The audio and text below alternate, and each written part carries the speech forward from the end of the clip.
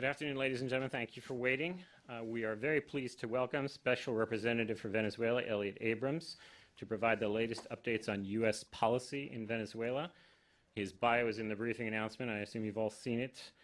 Just to clarify the ground rules, we are on the record. We will do some introductory remarks and then follow it up with a brief Q&A. With that, I'll turn it over to Special Representative Abrams. Thank you. Thank you all for being here. I should begin by saying we welcome very much the return to Venezuela yesterday of interim President Juan Guaido safely. And as you know, that was a concern of the international community. Interesting to note what he has done today on his first day back, which is to meet with labor leaders from a variety of unions, mostly public employee unions, talking to them about their role today while the Maduro regime is still there and in the future when there is a democratic Venezuela. U.S. policy is unchanged. It is to support democracy in Venezuela, to support the National Assembly, which is the only democratically elected part of the government, and to support the interim president, who was the leader of the National Assembly, Juan Guaido. We are placing significant pressure, along with other members of the international community, on the Maduro regime. As you know, there are 54 countries that recognize Juan Guaido as the legitimate interim president of Venezuela.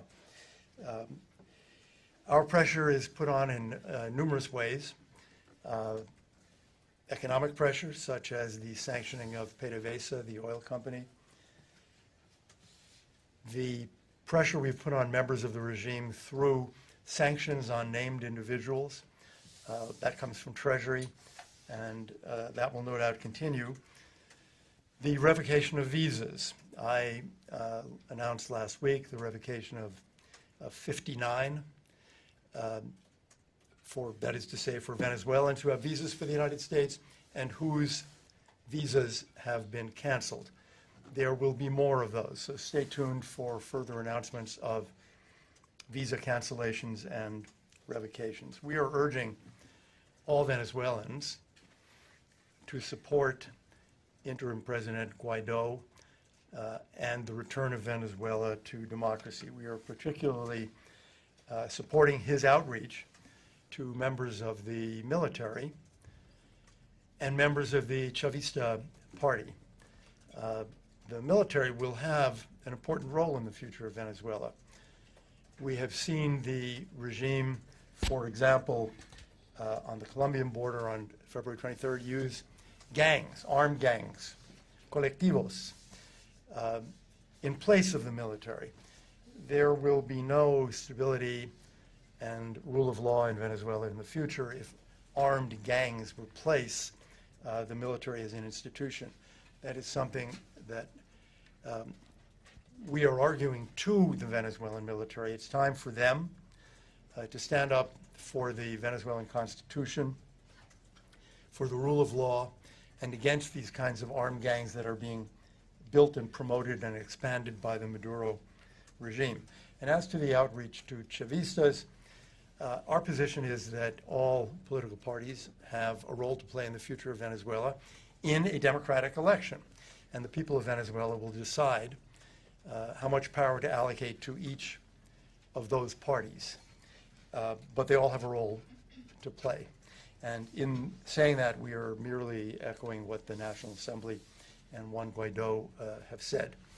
That's enough of an intro, so I'd be happy to take questions now. All right, thank you very much. Let me just remind folks of FPC House rules. Please wait for a microphone. Please identify yourself by name and outlet. And then please one question only. We have a lot of people in the room who are going to want to ask questions. So let me start with Luis. Hi, thank you. I'm Luis Alonso with the AP. Mr. Abrams, I would like to ask you about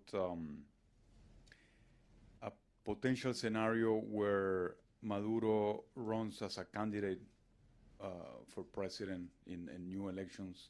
Is the U.S. open to that scenario, or is a complete no?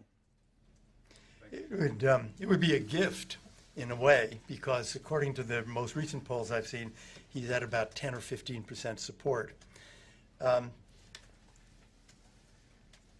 That's ultimately a decision for Venezuelans to make, but it's very hard, I would say, for me to see how a dictator such as Maduro, who has committed so many crimes against the people of Venezuela, who is so deeply responsible for the human rights violations, for the decline in Venezuela's economic situation, can really have a role to play in the building of a democratic Venezuela. If he wanted to build a democratic Venezuela, he had the opportunity to do so, but he did not. So, you know, we will leave such decisions to Venezuelans in every democratic transition in Latin America. There are negotiations, but I would just say it's extremely difficult to see how he could play a positive role in a democratic election. He certainly didn't in May of last year. Let me take one more here, and then I'll go to New York. Sir, I'll take you. Thank you. Thank you very much, sir. Emiliano Boss from the Swiss Public Radio. Vice President Pence said that any threats, violence, or intimidation against Mr. Guaido will not be tolerated and will be met with swift response. Can you confirm or deny if the U.S. has already some plans ready in case of this swift response is needed, and if there's any plan already prepared for using a military force? Thank you. Well, we have lots of plans. We have lots of steps that we can take that will affect, for example, the economy, the financial system, that will affect members of the regime. Steps along the lines that we have taken in the past, but tougher. And we discuss them internally, and they're ready if we need to use them against the regime. Nobody's talking about American military steps except the regime and the Russians, actually. I've made it clear repeatedly, our policy is, as I just stated, diplomatic, political, economic, financial pressure, moving toward a peaceful democratic transition in Venezuela. That's what we want. That's what our policy is determined to achieve. The president always says all options are on the table, because all options always are on the table, and that's true in this case as well. But that is not the path that we choose to go down. Thank you. We'll go to New York, please. Hi, thanks so much. Can you hear me? Yes. Yeah, it's James Reinl with Middle East Eye. Thanks so much for the briefing. Earlier on in the crisis, Mike Pompeo referred to Hezbollah activity in Venezuela. And of course, there is a long history, a track record of Hezbollah activity over there. It's been documented in US court cases and the Treasury, for example. But is there anything that you've seen in the past few weeks in Venezuela that indicates Hezbollah is active in some way in Venezuela, perhaps with training of colectivos or financial transactions that show that the group is in some way trying to maintain the Maduro regime? Well, I cannot get into intelligence reporting. And I can't even say whether it exists or doesn't exist. But there are a lot of very bad actors in Venezuela. There are people from Hezbollah. There are also ELN and FARC guerrillas near the Colombian border, in addition to there being many, many thousands of Cuban security people. So there are a lot of people who qualify for either the general term bad actor or the term terrorist. But further than that, I don't really want to go here. Okay. I'm going to take here and here, please. So, sir, you go first. Thank you. Jafar Jafari with Al Mayadeen Network. You really answered part of my question that I was going to ask you. And that Okay, is, next. and that is the U.S. has always kept its options open, and it's been debated that includes the military option. Now, will that military option be used in Venezuela via special ops? And will Turkey be asked to join the special operations in Venezuela? I'm not going to go further than saying that, as the President has repeatedly said, all options are on the table. To go further than that is to engage in speculation about hypotheticals, and I'm not going to do it. Go to Efe here, and then we'll go to New York. Hi, thank you. Beatriz Pascual with EFE. I wanted to ask you, you mentioned economic pressure. I was wondering when the representatives of Juan Guaido will have access to CITGO assets. To CITGO. CITGO. Thank you. Interim President Guaido has appointed a new board for CITGO, and it's kind of a rolling decision-making process when they get access to various accounts. For example, there are Venezuelan government accounts in the U.S., which we will give them control over. There are other international accounts. There are CITGO accounts. In some cases, and the question of CITGO and PDVSA is going to keep thousands of lawyers happily employed for months.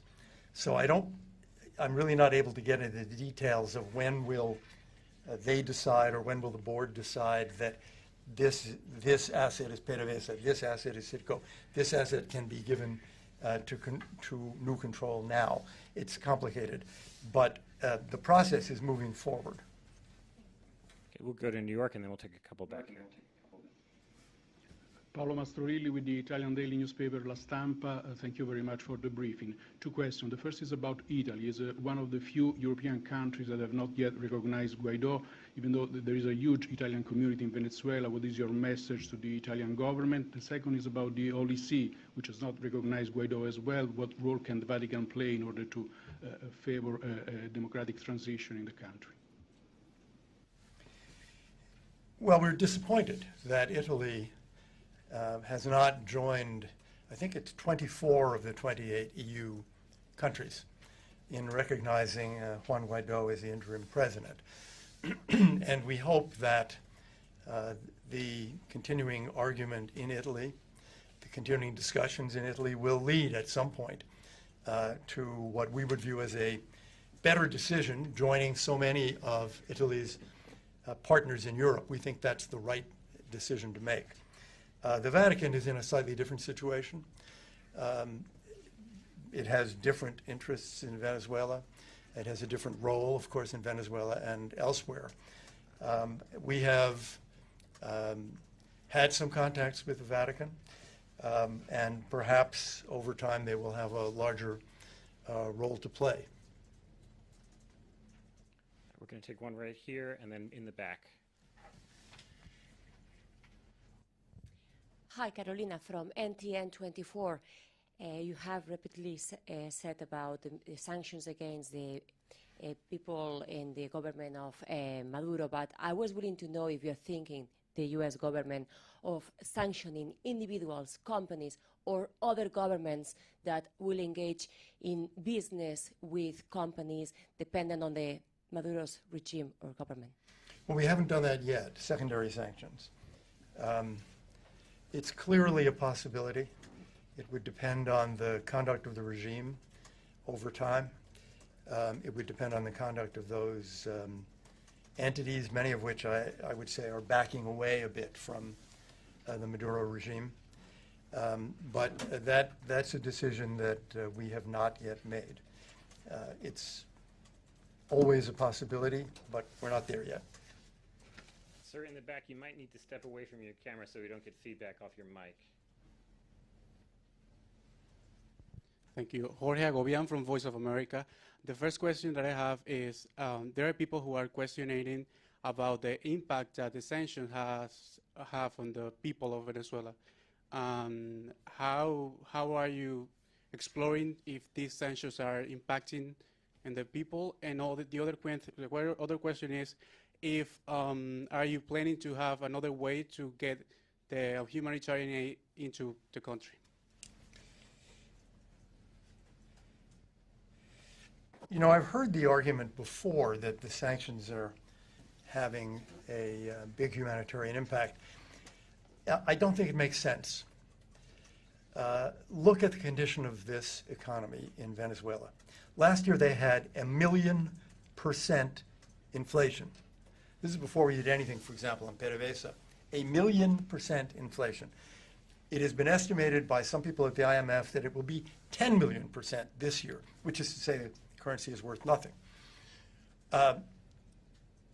This regime has a long record now of destroying the economy of Venezuela. How? Through mismanagement, through vast corruption, through theft of the assets that belong to the Venezuelan people. You know, we have found in various places over the last few years gigantic accounts of regime insiders who have stolen large amounts of money. None of this has anything to do with American sanctions. It's been going on for a very long time. And as for the new sanctions, well, you know, they not only have they just been put in place, but in some cases, we gave people 90 or 180-day grace periods to adjust. So in some cases, they haven't even been put in place. At the same time, of course, we are trying to affect the regime, not the people of Venezuela, which is why we have spent $200 million on, first of all, aid to Venezuelans who have had to flee their country and who are outside in Colombia and elsewhere. And we have staged humanitarian aid on the borders and continue to do that, by the way. That process is not over. We are still having these flights, mostly staging at Cucuta, but also in other places, in an effort to get aid in to the people of Venezuela. You know, the PDVSA sanctions, for example, PDVSA was getting no cash from Russia and China for its oil. It was shipping oil, and it was payment for debts that existed. The cash was coming from the United States, and that cash has now been cut off. Now, in February. So think for a minute. What was the condition of the economy in February? What was the condition of the economy last year? All of these things preceded. They are the product of the corruption and inefficiency and mismanagement of this regime, not of American sanctions. Let's take New York, please. Hi, my name is Ibtisam Azam from the Daily Arabic Al-Arabi Al-Jadid newspaper. I have a couple of questions. The first one, to which extent you are concerned that the course you took against the Maduro regime is not harvesting the results you wanted, given the fact that not so many military personnel defected or went against the Maduro regime. Also, the number of countries that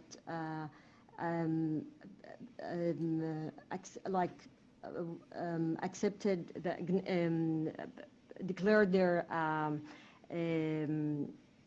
that they accept the Guaido are only for 54 countries, given the fact that more than 130 countries are still on the side of the Maduro. And the second question regarding the foreign minister of the Maduro government, he was in New York. He gave a more than one press conference and talked about the fact that he has contacts to the U.S. government. Can you put us more on this issue in the picture and say more about it? Thank you so much. Sure. If you think of the situation in Venezuela, let us say last year, and compare it to now. Just think about that for a minute. Last year you have a divided opposition which really doesn't have a leader and a way forward. Now, 3 months later, you have 54 countries, many of them in Europe, in Latin America, Canada, and the United States, acknowledging as a legitimate leader the interim president, Juan Guaido, the leader of the National Assembly, and you have the entire opposition united behind him. That's an amazing change in just a few months. I think so I would say the first,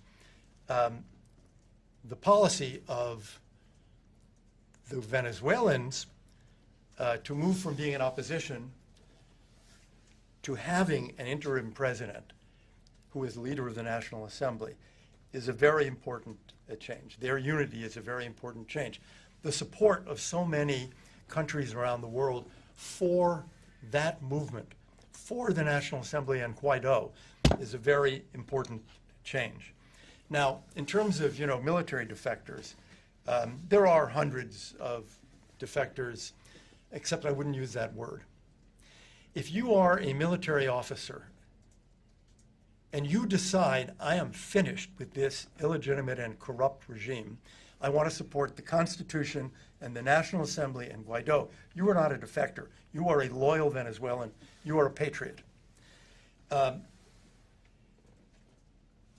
My experience with regimes, not only in Latin America, but really all around the world, is we don't have much skill at predicting when they're going to fall. I remember the Tunisia, Egypt, Russia, 1991. I don't remember people saying, by the way, I'll give you the date. It's 3 weeks. They're finished. These regimes all look very stable until the day that they fall, which is very often a considerable surprise. So I'm not concerned about that at all. I think that the change in the last few months in the situation in Venezuela, the internal political situation, is remarkable. About Ariasa, after the first Security Council meeting, which was, I think, January 25th, I met immediately with the representatives of interim President Guaido. There was then a meeting with Ariasa. We have met twice. Why? Well, as I've explained before, we have an embassy in Caracas. So we have had discussions about the conditions under which that embassy exists and is able to continue to do its work. We have lots of, the number is really unclear because we have no way of tracking it, but we have certainly thousands and thousands of American citizens in Venezuela. We have prisoners in 12, I think, in Venezuelan jails. And we have the embassy staff itself. So we have reason to be concerned about all of that. And that is what we talked about. We have time for one more. This gentleman's been waiting. Thank you very much. My name is Alex Raffolo from Toronto News Agency. Ambassador, 54 is an incredible number, but when you look at the broader picture, there are 130 other countries. How would you characterize them? Are they like Maduro supporters, or do they remain impartial? Do we only reach out to Maduro's adversaries or his friends too? And my particular question is about South Caucasian countries, Georgia, Azerbaijan, and Armenia. Ambassador Bolton recently spoke with all three countries' leaders and only appreciated the Georgian president, for supporting Maduro's opponent. Do you have any opinion about Azerbaijan and Armenia? Are they flirting with Maduro's? Thank you very much. My impression is that there are just a very few countries that you could say support Maduro. Russia, China, although they are not in exactly the same situation, but they did vote together against the U.S. resolution in the Security Council. Cuba, clearly, which has lived off Venezuela. It's really quite striking if you think about it. Venezuelans are suffering enormously from the lack of food and medicine and giving hundreds of thousands of barrels of oil a day freely to Cuba and Nicaragua. Which is to say there is no democracy supporting Maduro. The other countries I would characterize really as having different reasons for not taking a position. Some are worried about debts that they owe to the regime. Some are worried about their citizens in Venezuela and concerned that the government there might, not the government, the regime, might turn against them, or that if their embassy were closed, they wouldn't be able to provide consular services. I don't think any of it represents any particular enthusiasm for or endorsement of the Maduro regime. Can I take one more? Sure. take AFP right here, please. Yes. Wait for a mic, please. Thanks. Ariela Navarro from AFP. Is the U.S. government working for a TPS for Venezuelan citizens? There are a lot of Venezuelan citizens in the United States. We are aware of that. And whenever I go up to testify in Congress, the question is posed, particularly, of course, by people who represent Florida, because that's the place where the most Venezuelans are. All I can say, we have no U.S. government decision. All I can say is we're aware of the problem. We are consistently made aware of this issue by representatives and senators from Florida. So it is on the agenda, and it's something that we are going to deal with and make some decisions about in the near future, I'd say. Thank you. Thanks, Special Representative Abrams, for coming today. I know there are some additional questions. Please do email them to us at the Foreign Press Center, either to your media relations officer, or you can send them to me at weberb@state.gov. Sorry, New York, you can do the same. And thank you all very much for coming.